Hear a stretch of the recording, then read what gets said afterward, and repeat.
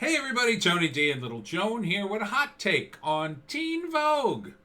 Yes, I said Teen Vogue. Why am I talking about Teen Vogue? Well, I stumbled upon this Breitbart article that says that Teen Vogue says America's values are white supremacy and capitalism, and I thought, that's weird.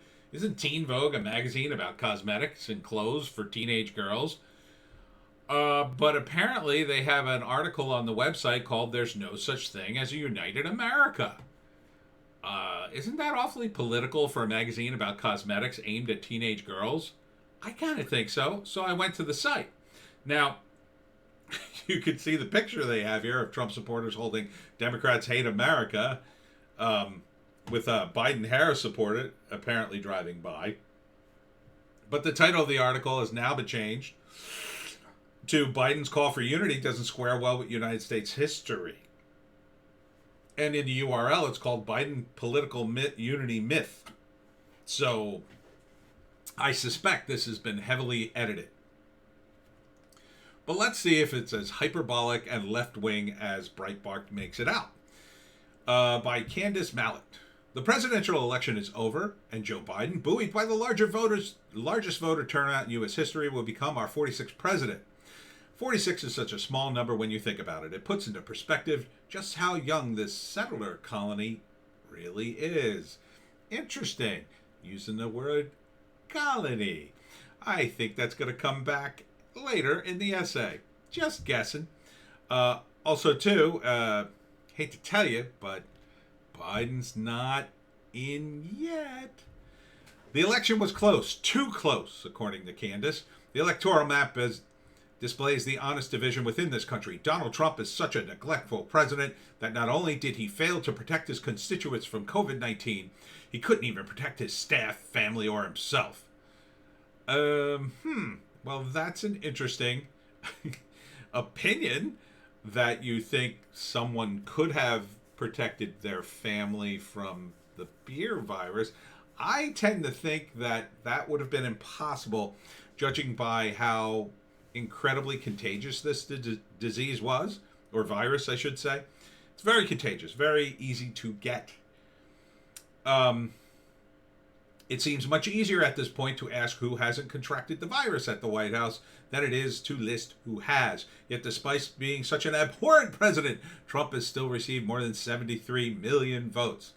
Yes, he has.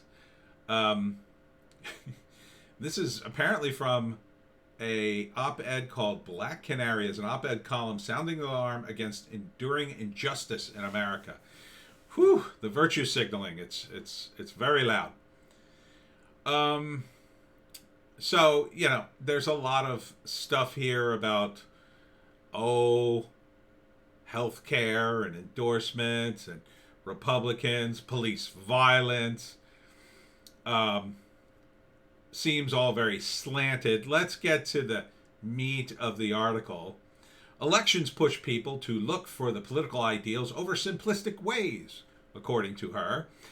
Within the Democratic Party, anti-capitalists and abolitionists were told to support Biden even if they didn't agree with his record platform or personal history. The president-elect, not the president-elect yet, was framed as the lesser of two evils, but there's a fundamental difference in the way that capitalists and anti-capitalists see the world and what our political goals involve. I don't want to see a kinder capitalism that forces people to work while they're sick and take multiple jobs just to get by. I want to live in a society that ensures people basic needs like housing, food, healthcare, and a clean environment by creating programs like universal care and deprivatization of housing. Holy moly! Wow. Yeah.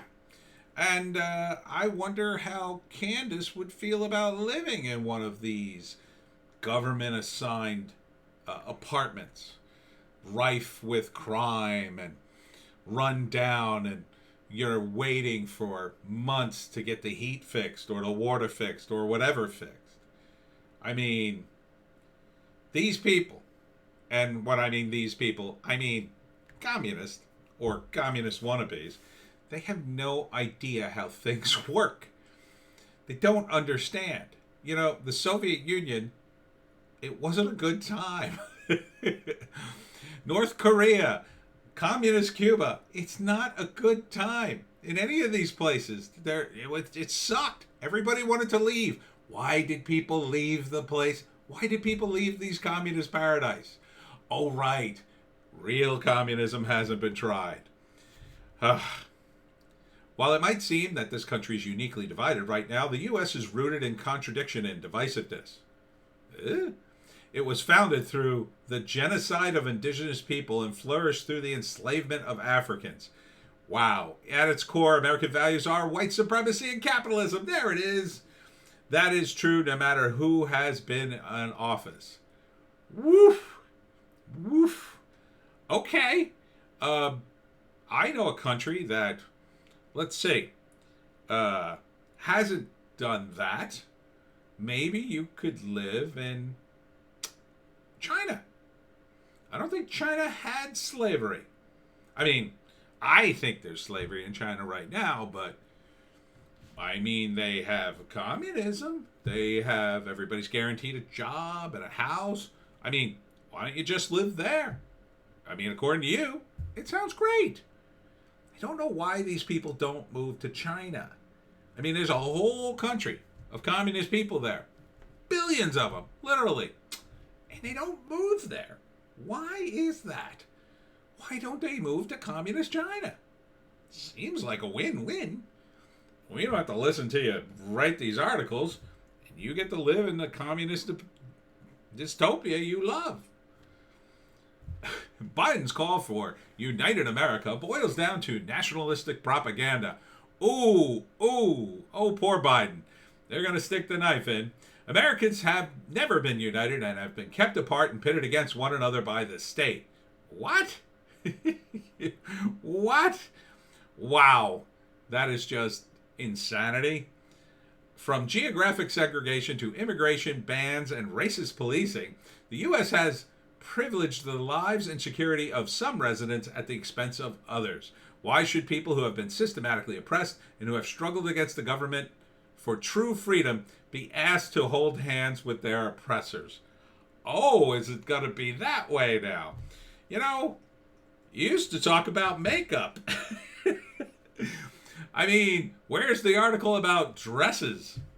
It's pretty short. Oh, wait, is there a read more? Is there more to this? In some ways, the fight for liberation will become harder, as many of those who had grown critical of the U.S. under Trump will likely be more forgiving now that Biden is president. I know that the faces of imperialism and capitalism will be more diverse, and that I'm expected to celebrate that a black woman is now next in line to the head of the empire. I'm not. The only political unity that we should be trying to strive for is with those who are trying to build the world we actually need. Which is who exactly? See, this is, I mean, it sounds like it was written by a teenager, doesn't it? A teenager who just entered in college and maybe is in that first year and finally got to read Karl Marx and went, wait a minute, we could all have a house and TV and free food and a job, and I could finally write all my poetry and sit at home all day. No, you idiot. You don't understand how anything works. The reason we have all this amazing things in the United States, the reason that communities here have, if you just break down, for instance, the black community in the United States, and you looked at its essentially its economic, power just by itself, just that group of people by itself in the United States, you'll find that it's higher than most countries. That's how wealthy the United States is. It's insanely wealthy. We have it insanely better. And these people, they're young and they haven't been anywhere except college. And I was at college, and although I wasn't a communist, I thought I knew everything too. And you experience a few things and go, I got it all figured out now. No, it's not just like 3 or 4 things you need to experience. There's a whole world out there. And they don't understand just how crazy it can get, how violent it is, how corrupt it is. I mean, I bet none of these teen Vogue writers have ever been to Mexico for any extended period of time. Mexico's got a lot of problems. Now, it's not a bad country. It deserves to be a good country. But they got a lot of corruption. Got a lot of corruption. If you get caught up in Mexico and they spot an American and they think you got some money, they're probably going to shake you down. Might be some local thugs. Might be some of the local cops. It's not a nice place all the time, unless you kind of know the language and know your way around a bit. Some people do, and it's no big deal. Some people, they go in and out, no problem. I mean, but you need to know things other than just looking at the United States and saying, well, people were oppressed in the past, therefore all this must go. No, we don't have slavery anymore. We don't have segregation anymore. Oh, but California tried to reinstitute segregation, or reinstitute discrimination, I should say, by trying to overturn the discrimination laws in California. Where was Teen Vogue on that, I wonder?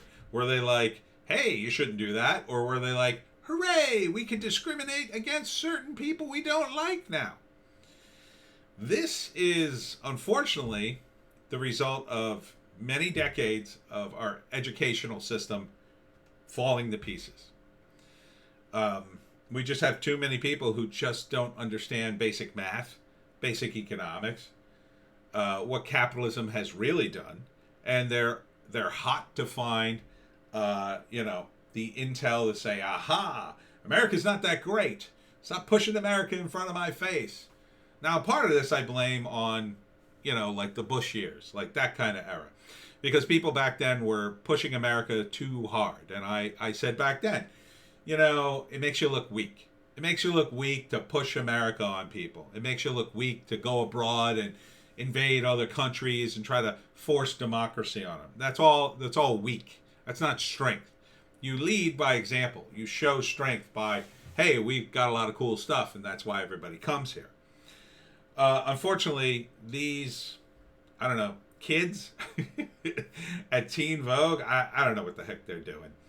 I really don't. And this kind of article, 10 years ago, would have been just laughed off the internet. Now people are like, yeah. I think it's partly because there is I won't say big audience, but there is a big enough audience for this to sell clicks. I ended up clicking on it. I mean, to make fun of it, but there's a lot of people who are going to click on it and say, see? And this is Teen Vogue. Teen Vogue. I mean, what happened to makeup? What happened to dresses and shoes? I mean, that's all thanks to capitalism. I mean, do you want to go back to the Soviet era wearing flat shoes and gray house dresses and petticoats? I mean, with no makeup? I mean, makeup, that's a luxury. That's a luxury the state may decide you shouldn't have. Oh, we've got too many shortages, comrade. We can't feed everybody. Sorry, no makeup for you. Oh, and all those other necessities, well, we have to cut back. That's what you get under a communist regime.